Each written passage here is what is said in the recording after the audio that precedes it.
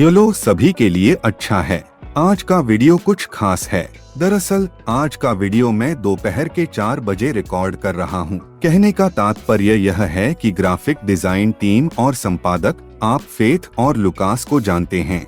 मैं उनसे बहुत प्यार करता हूँ। मुझे नहीं पता कि वे इतनी मेहनत कैसे कर रहे हैं, क्योंकि मैं आज सुबह एक वीडियो शूट नहीं कर सका और मैंने उस वीडियो के बारे में सोचा भी नहीं था जिसे मैं आज शूट करने जा रहा हूँ। वास्तव में इसकी कोई स्क्रिप्ट नहीं है, इसमें ऐसा कुछ भी नहीं है। लेकिन जब मैंने ग्रुप के लोगों से पूछा, दोस्तों मैं किस बारे में बात कर सकता हूँ, मैं YouTube के लोगों से जो बात करता हूँ उसका क्या उपयोग है, और आम तौर पर वे वीडियो जो किसी ऐसी चीज से उत्पन्न होते हैं जो मैं देखता हूं कि लोगों को शायद सबसे अधिक विजिट करने वाले वीडियो होने की आवश्यकता होती है, क्योंकि स्पष्ट रूप से वे आपके लिए अधिक उपयोगी होते हैं। और आज के वीडियो में मैं कुछ ऐसा करना चाहता हूं जो आपको अन्य चैनलों पर नहीं मिल सकता है। मैं उन विषयों के बारे में बात करना चाहता हूं जो बहुत आसान नहीं हैं और जिनका व्यापार से ठीक ठीक संबंध है, और यही कारण है कि आज हम जिस विषय पर काम कर रहे हैं वह है ट्रेडिंग मनोविज्ञान। यह एक ऐसा विषय है जो बहुत से लोग व्यापार मनोविज्ञान के बारे में जानना चाहते हैं। व्यापार मनोविज्ञान से कैसे निपटें, इसे अपने लाभ के लिए कैसे उपयोग करें और अपनी भावनाओं को कैसे शांत रखें। व्यापार मनोविज्ञान के बारे में बात करने के लिए बहुत सी बातें हैं। मेरा मतलब है बहुत सारे विषय हैं। इसलिए मुझे ऐसा लगता है कि यह एक खंड होने जा रहा है। मुझे लगता है कि हम आज के वीडियो में विश्वास करने जा रहे हैं या बना रहे हैं एक नया खंड जिसे सटीक रूप से व्यापारिक मनोविज्ञान कहा जाता है, मूल रूप से लागू करना और समझना कि हम ऐसे लोग हैं जिनके पास अपना मनोविज्ञान है, हमारे अपने डर, लालच, असुरक्षा, चिंता का प्रबंधन और दूसरे, यह स्वीकार करते हुए कि हम लोग हैं, मशीन नहीं हैं, और हमारे पक्ष में उपकरणों का सटीक उपयोग करने में सक्षम हैं ताकि आर्थिक नुकसान या ऐसी परिस्थितियों में न पड़े जो प्रतिकूल नहीं हैं, बल्कि इसके विपरीत हैं। बुद्धिमान होने और इसे समझने के लिए मनुष्य हमें कुछ स्थितियों को संभालना होगा, क्योंकि हम सिर्फ इंसान हैं और हम लंबी अवधि में एक महत्वपूर्ण वापसी और लंबी अवधि में फायदेमंद होना चाहते हैं। तो ठीक है, मैं आज के परिचय के साथ आपको बहुत अधिक बोर नहीं करना चाहता। हम व्यापार मनोविज्ञान के बारे में बात करने जा रहे हैं, लेकिन एक विषय जिसे मैं बहुत दोहराता हूं और मैं इसे फिर से लाने जा रहा हूं और आप पहले ही देख चुके हैं, यह धन प्रबंधन वीडियो में व्यापारिक इकाइयों का विषय है। उस प्रकार का व्यापारी कैसे बने जो हमें किसी भी चीज के लिए स्टॉप लॉस कूदने के लिए प्रेरित नहीं करता है। क्योंकि क्या हो रहा है, आप एक व्यापार में प्रवेश करते हैं, स्टॉप लॉस लगाते हैं और लाभ लेते हैं, लेकिन आप महसूस करते हैं कि शायद बहुत तेज काउंटर ट्रेंड आंदोलन में स्टॉप लॉस बंद हो जाता है और आप व्यापार से बाहर हो जाते हैं। आखिर बात क्या है? पता सही था तो आप उस ऑपरेशन से बाहर रह गए हैं जहां पता सही था। लेकिन ऐसा होता क्या है? शायद उन्होंने बहुत सख्त स्टॉप लॉस लगाया, शायद उन्होंने उस स्थिति के आकार पर स्टॉप लॉस लगाया जिसे वे संभाल नहीं सकते थे। आज का वीडियो मूल रूप से जो हम देखने जा रहे हैं वह यह है कि बाजार में व्यापार कैसे करें और व्यापार मनोविज्ञान को कैसे समायोजित करें, सटीक रूप से यह न भुगतने के लिए कि स्टॉप लॉस जल्दी से कूदता है, और हम यह देखने जा रहे हैं कि स्टॉप लॉस कहाँ स्थित है या आप स्टॉप लॉस को किस लिए ठीक से रख सकते हैं। स्टॉप लॉस होने के लिए, क्योंकि आपको हमेशा स्टॉप लॉस के साथ ट्रेड करना होता है। हमारे पास हमेशा अपनी दृष्टि के अनुसार एक परिचालन योजना होनी चाहिए, और अगर बाजार में दृष्टि सही है तो चीजें होती हैं जिन्हें हम नियंत्रित नहीं कर सकते, जैसे कि अल्पकालिक काउंटर ट्रेंड आंदोलन। अल्पकालिक प्रवृत्ति के खिलाफ एक आंदोलन हमें मामूली क्षणिक नुकसान और केवल क्षणिक ऑपरेशन में डाल सकता है। लेकिन क्या होता है अगर आप बहुत कम स्टॉप लॉस लगाते हैं, क्योंकि चांदी ज्यादा जोखिम नहीं उठा सकती क्योंकि उन्होंने एक बड़ा स्थान लिया, वे क्या संभाल सकते हैं या वगैरह और हजारों कारक, और आप देखेंगे कि क्या होता है, स्टॉप लॉस कूदता है, वे पैसे खो देते हैं, लेकिन वे ऑपरेशन के अंदर खो देते हैं और उसके ऊपर ऑपरेशन उनके पक्ष में चलता है। उनके साथ ऐसा पहले नहीं हुआ है। मुझे लगता है कि हर कोई जो इस वीडियो को कभी न कभी देख रहा होगा, उनके साथ ऐसा हुआ होगा कि उन्होंने एक ऑपरेशन किया। वे कहते हैं कि नहीं, ठीक है, मैं बाहर जाता हूं क्योंकि यह उस तरह से नहीं निकलता जैसा मैं उम्मीद करता हूं, और फिर यह उस तरह से निकलता है जिस तरह से उन्होंने इसकी उम्मीद की थी। और उन्होंने केवल एक ही काम किया, वह था गलत प्रवेश करने से धन की हानि। लेकिन यह सिर्फ गलत नहीं हो रहा है, यह सिर्फ ट्रिगर के कारण नहीं है, बल्कि आपको ट्रेडिंग प्लान के साथ ट्रेडिंग मनोविज्ञान को समायोजित करना होगा। इसके अलावा उनके लिए लंबी अवधि में लाभदायक व्यापारी होना, लेकिन हमेशा स्टॉप लॉस होना, हमेशा लाभ लेना, ऐसी चीजें हैं जो हमेशा मेरे चैनल में होती हैं, जिस तरह से मैं अपने ग्राहकों और अपने पाठ्यक्रमों में पढ़ाता हूँ। जो भी हो, मैं हमेशा यह कहने जा रहा हूं कि आपको एक ऑपरेटिंग प्लान के साथ, एक स्टॉप लॉस के साथ, एक टेक प्रॉफिट के साथ काम करना है, और आपको यह जानना होगा कि वे क्या होने जा रहे हैं। यदि यह A से B C D से Z तक जाता है, यह मौलिक है। आप स्टॉप लॉस के बिना काम नहीं करते हैं। मैं बिना लाभ के ट्रेड नहीं जानता। स्टॉप लॉस के साथ हमेशा टेक प्रॉफिट बहस का विषय होता है। वे टेक प्रॉफिट को एडजस्ट कर सकते हैं। हम बाद में देखेंगे कि ट्रेडिंग स्टॉप के रूप में क्या किया जा सकता है। उदाहरण के लिए, यदि वे हिटिंग डायरेक्शन में अच्छे होने जा रहे हैं, तो उन्हें इस पर अच्छा होना चाहिए। ट्रेडिंग साइकोलॉजी में यह समझने के लिए कि एक खाका होना और यह जानना कि आप इंसान हैं और आप एक इंसान के रूप में कैसे व्यवहार करने जा रहे हैं, और हमें चार्ट पर इसे लागू करने में सक्षम होने के लिए कौन से भय और चिंताएं और लालच होंगे और इस प्रकार लंबी अवधि में लाभदायक होंगे। मैं अब तुम्हें बोर नहीं करता, आइए वीडियो के साथ चलते हैं। वे आपको स्क्रीन दिखाते हैं, और याद रखें, सदस्यता लें। खैर, हम यहाँ स्क्रीन पर हैं, और इसलिए मैंने एक परिसंपत्ति का चार्ट तैयार किया जिसमें अधिकांश लोग रुचि रखते हैं। यह एक ऐसा सूचकांक है जिसमें अधिकांश लोग रुचि रखते हैं, और मैं रोफक्स 20 के बारे में बात कर रहा हूँ। इसलिए मैं बहुत सारे अजीब संकेतकों के बिना या वास्तव में उन चीजों का उपयोग करने वाले विभिन्न तरीकों की व्याख्या करने जा रहा हूँ जो कि केवल मूल्य कार्रवाई के साथ सबसे अधिक उपयोग, प्रवृत्ति रेखा या यहाँ तक कि केवल मात्रा का उपयोग करते हैं। कैसे वे व्यापार के मनोविज्ञान का उपयोग कर सकते हैं जो उनकी आवश्यकताओं और व्यापारिक शैली के लिए अच्छी तरह से समायोजित स्थिति आकार के साथ अच्छी तरह से लागू होते हैं। व्यापार करने के 1000 तरीके हैं और स्टॉप लॉस वगैरह लगाने के 1000 तरीके हैं, लेकिन मैं यहाँ आपको शायद एक ऐसा तरीका सिखाने के लिए हूँ जो आपकी ठीक से सेवा करेगा, क्योंकि आप इसे अधिकांश मामलों में लागू करने में सक्षम होंगे, क्योंकि आप कुछ बुनियादी नियमों का पालन करके इसे करने में सक्षम होने के लिए व्यापार की एक विशेष शैली की आवश्यकता नहीं है। उदाहरण के लिए, हम एक क्षैतिज रेखा लगाने जा रहे हैं और हम देखते हैं कि इसमें अधिकतम लगभग 60,000 अंक थे। वास्तव में हम एक क्षैतिज रेखा लगाने जा रहे हैं और हम इसे निर्देशांक 60,000 पर रखने जा रहे हैं, क्योंकि यह सूचकांक के लिए एक महत्वपूर्ण संख्या है। कहा और किया। ध्यान दें कि यह वह शिखर था जो यहाँ था।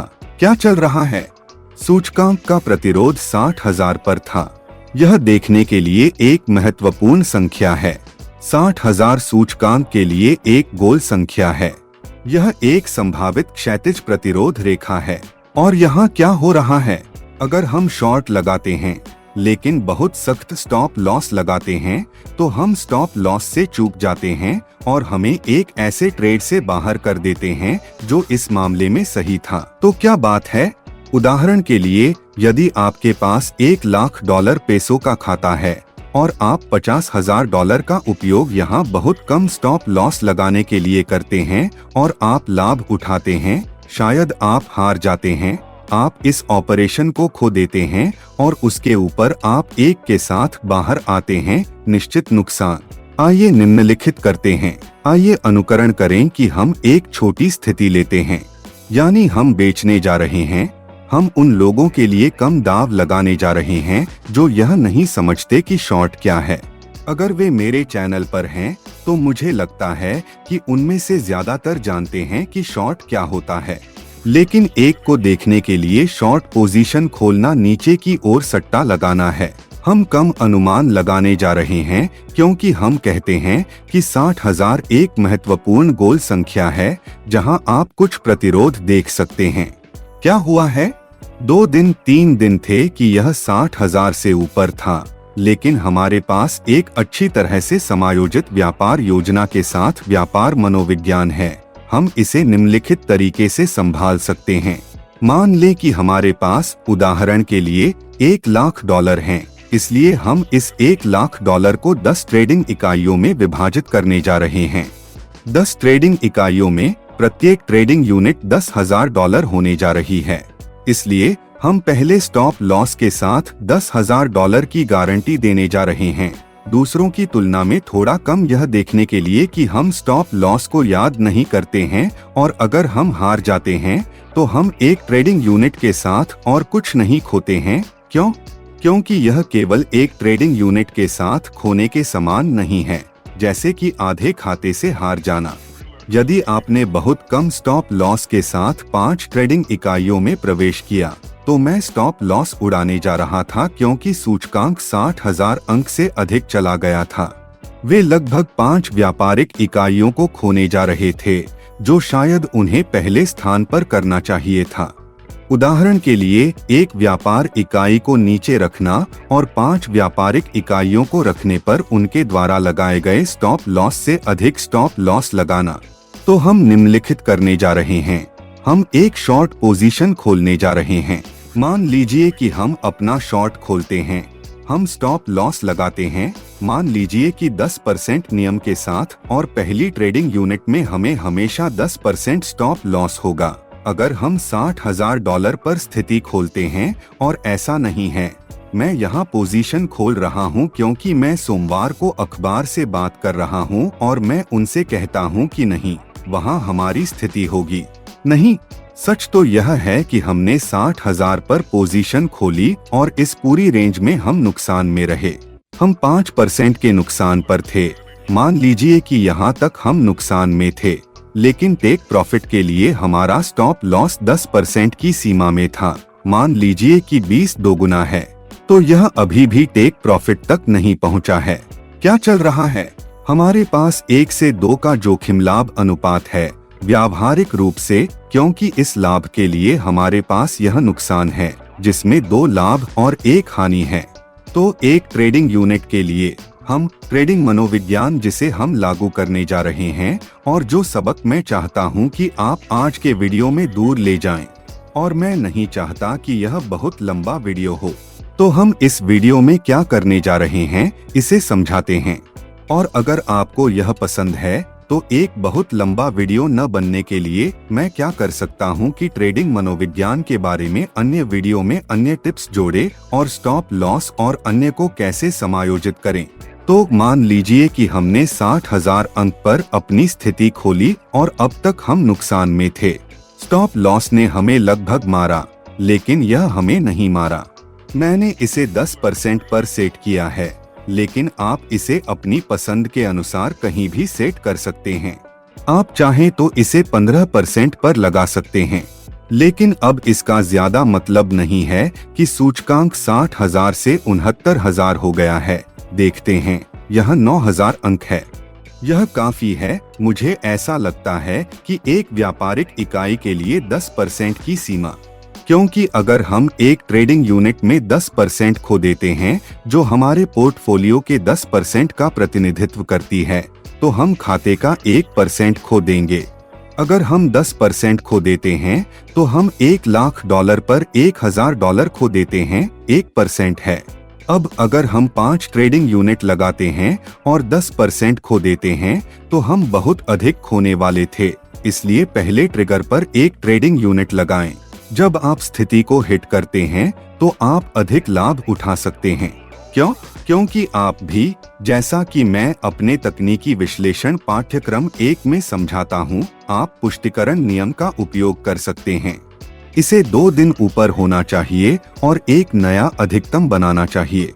तो यहाँ हमारे पास 60,000 है। जहाँ वह पहले छत से टकराया था वह उस पर कभी नहीं चढ़ा। पहला दिन बीत गया, नियम पूरा हुआ, लेकिन दूसरे दिन इसे बनाए नहीं रखा जा सका। इसने एक नया अधिकतम नहीं बनाया, नहीं इसने एक नया न्यूनतम बनाया और अन्य दिनों के बाद यह एक नया न्यूनतम बनाने लगा। तो जब यह 60,000 को पार कर जाता है तो आप एक और पोजीशन खोल सकते हैं और आप दूसरी ट्रेडिंग यूनिट के साथ एक और पोजीशन खोल सकते हैं।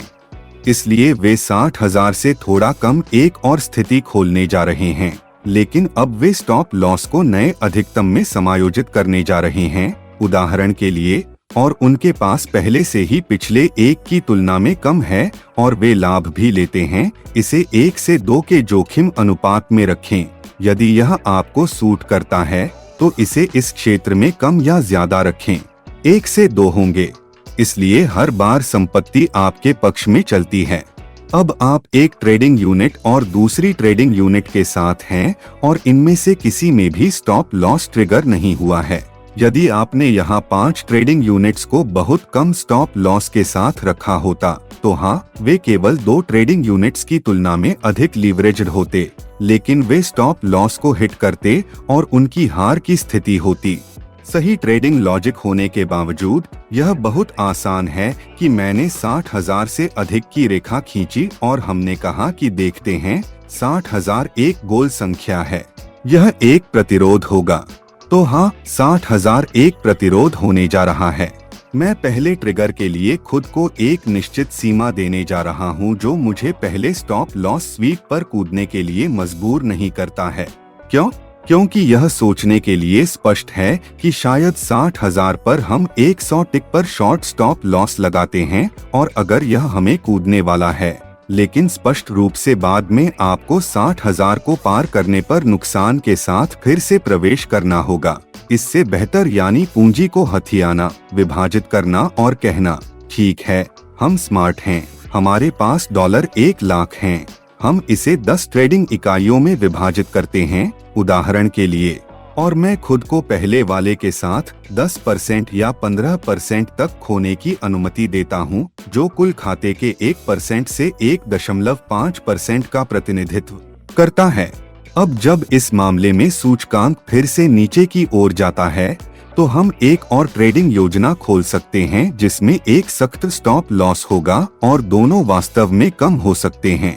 स्टॉप लॉस, वे इस स्टॉप लॉस को नए अधिकतम और स्टॉप लॉस को कम करते हैं जो उनके पास था, वे इसे नए अधिकतम तक कम करते हैं या वे इसे 60,000 से ऊपर रखते हैं और वे स्टॉप लॉस को 60,000 से ऊपर रखते हैं और उनके पास जोखिम लाभ अनुपात बचा है यहाँ 1 से 5 तक और यहाँ उनका जोखिम लाभ अनुपात 1 से 13 तक है।